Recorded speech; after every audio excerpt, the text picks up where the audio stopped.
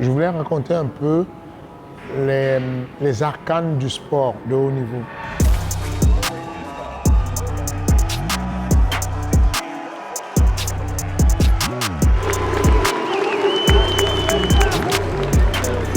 J'ai eu cette idée-là de me dire, ce serait peut-être bien de mettre en avant, de faire comprendre un peu comment se passe un camp d'entraînement. Le camp d'entraînement d'un combat spécial.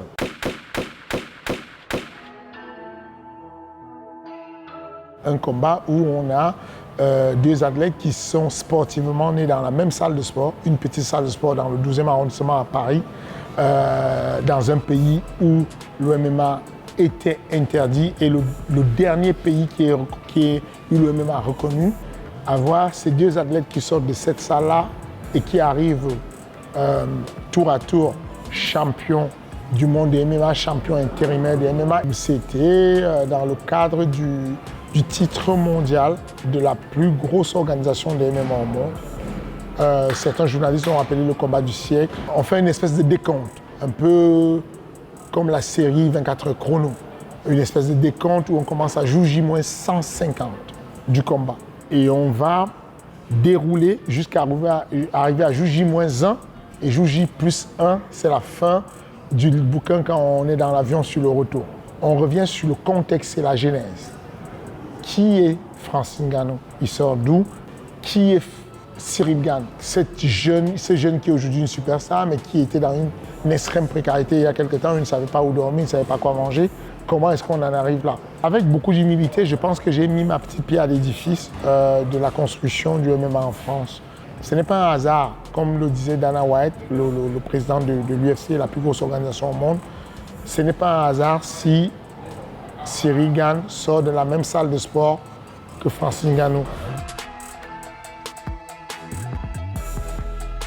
Ce qui est bien, ce qu'il y a du côté technique, la préparation mentale, l'aspect préparation physique, l'aspect du pôle médical, comment on prend en main un athlète comme Cyril Gane, comment on le soigne, les bobos. On raconte comment on est stressé quand on va sur un combat à Houston où il y a 18 000 spectateurs.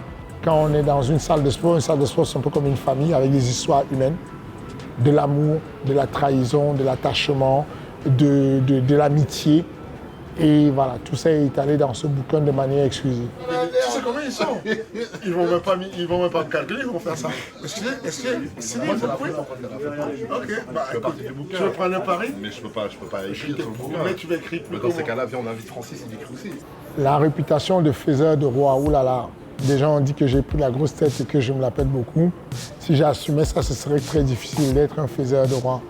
Je pense que quand il y a des personnes qui sont des élus, je sais mettre un environnement et leur donner la confiance qui va avec pour leur persuader qu'ils peuvent devenir des rois. Je sais accompagner des rois, ouais. Je peux dire ça, je ne suis pas un faiseur de roi. C'est un peu plus qu'un coach pour moi. C'est tellement dévoué qu'au final, ça en dépasse les limites, en tout cas pour ma part. C'est un coach, mais c'est un confident, c'est un ami, c'est un frangin, c'est un papa. C'est tout.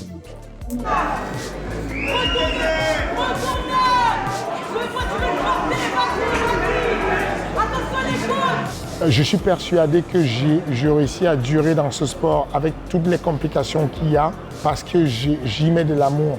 S'il y a de l'amour, ça passe mieux. Un combattant heureux est un combattant extrêmement dangereux. Beaucoup de dureté dans l'entraînement, beaucoup d'adversité dans l'entraînement, de l'agressivité même. Attitude! Gestion d'énergie, intelligence. Mais de la bienveillance dans tout ce qu'on fait.